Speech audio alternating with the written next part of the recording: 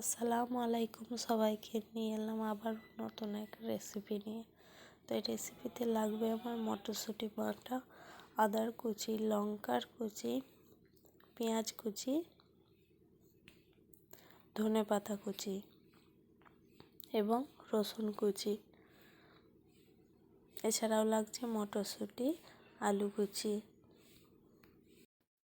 রেসিপিটি যেহেতু মটরশুঁটির, তাই মটরশুঁটির পরিমাণ বেশি। হলুদ গুঁড়ো, লঙ্কার গুঁড়ো, নুন, তেজপাতা, জিরের গুঁড়ো এবং ধনের গুঁড়ো।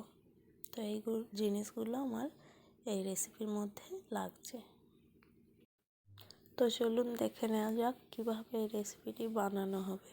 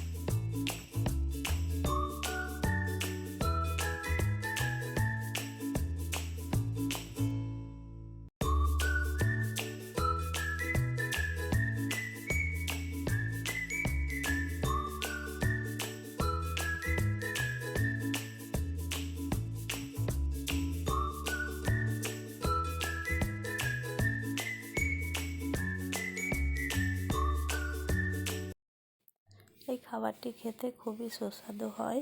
এই খাবারটি যদি আপনারা রুটির সাথে খান তাহলে আরোই ভালো লাগবে। তো আমার ভিডিও যদি আপনাদের ভালো লেগে থাকে, চ্যানেলটি অবশ্যই সাবস্ক্রাইব করে দেবেন। ভালো থাকবেন, সুস্থ থাকবেন। আল্লাহ হাফেজ।